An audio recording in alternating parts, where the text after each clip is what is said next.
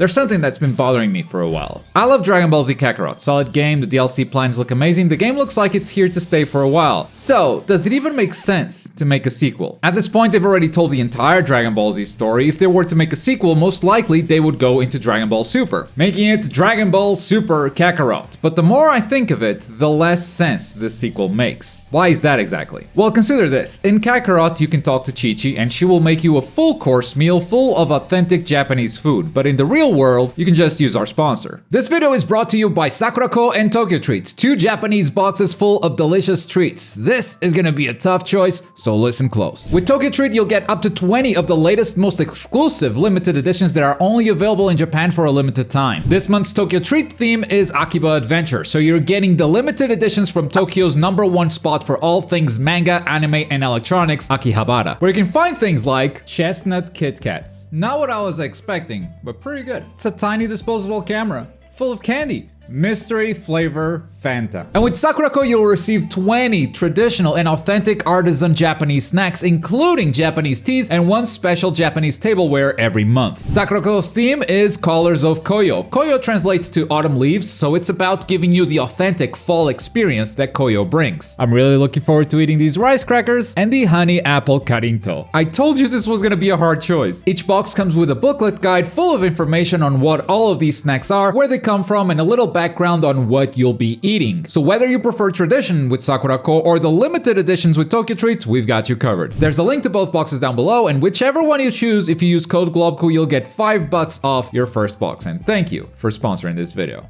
Kakarot is an open-world RPG. Yes, its main focus is retelling the events of Dragon Ball Z, but it's also about exploration, about meeting side characters and helping them out with whatever troubles them. If they made Dragon Ball Super Kakarot, I can see us getting 1, maybe 2 new locations that weren't already in Z Kakarot. We'd get the Tournament of Power venue and maybe that place where Goku resurrects Frieza. We've already got the Beerus planet, for as barren as it looks, we do have it. We've got the place where they fought against Golden Frieza, and we even have the future Trunks West City, because of the DLC, and if they were to cover the Goku Black arc, that pretty much takes place in this location in its entirety. If they were to make a sequel, they could revamp the combat system and all of that, but are 2 new locations enough to justify a full sequel? Even if it's paired up with brand new cutscenes and new boss fights, the entire story of Dragon Ball Super that we know so far, going from Beerus all the way to the Broly movie, mostly takes place in locations we already have. And if they reuse those locations, I don't think Dragon Ball Super Kakarot would be very well accepted as a sequel. The amount of recycled content they would use, because so much of this story still takes place on Earth. In fact, I can see Super Kakarot being much smaller than Z Kakarot was, simply because you don't go to as many locations. Meaning you don't have as much exploration, you don't have as big of an area to explore. And then I remembered something, a way that they can make a sequel work and not have the game feel like most of it was recycled, and that is a true open world. When the game was first announced, most of us expected a true open world when we first saw this game.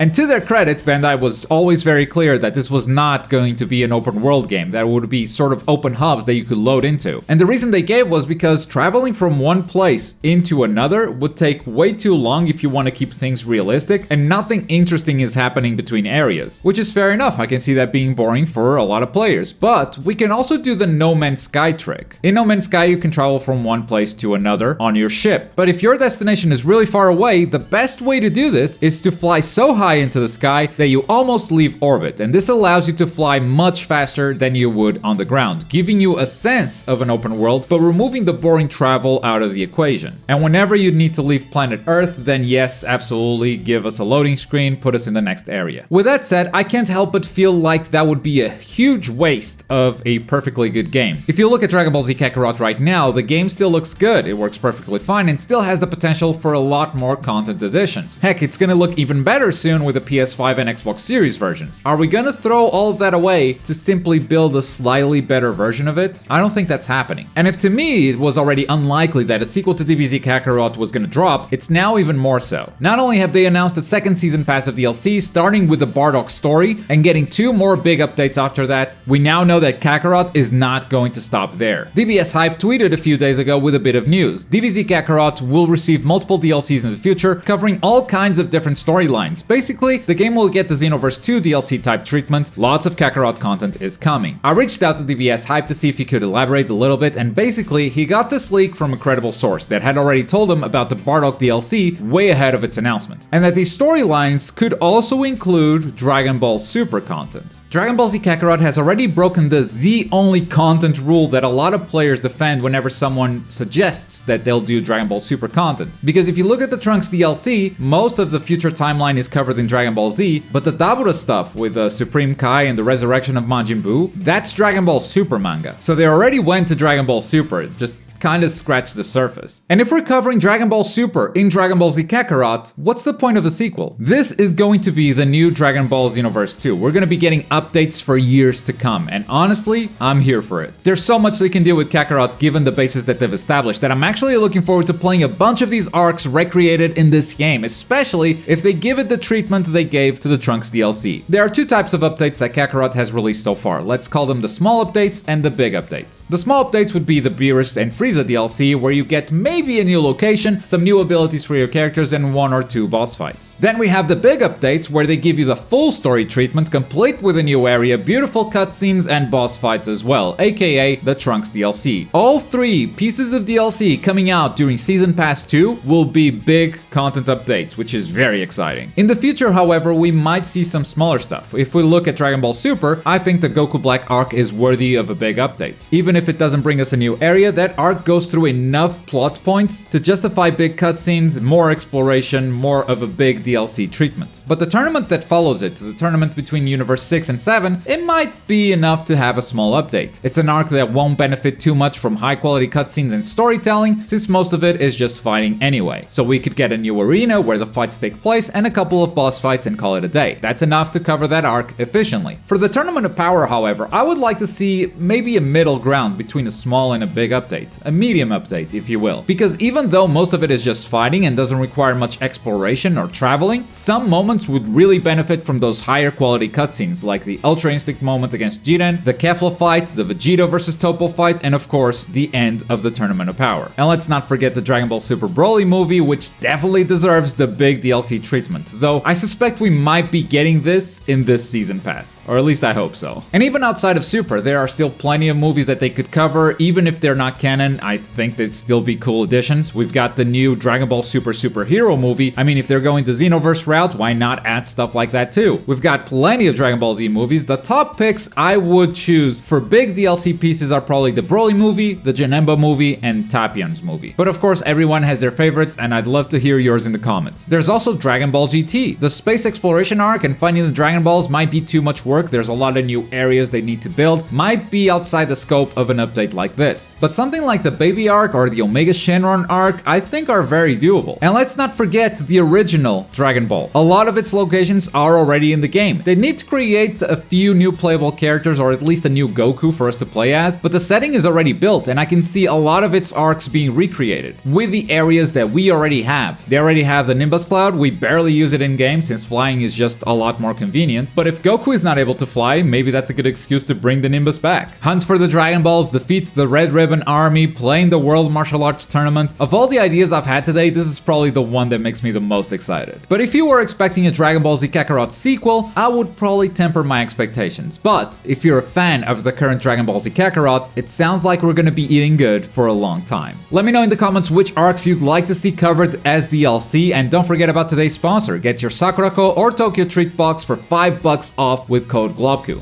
And as always, thank you very much for watching. My name is Globku, and I'll see you next time. Bye!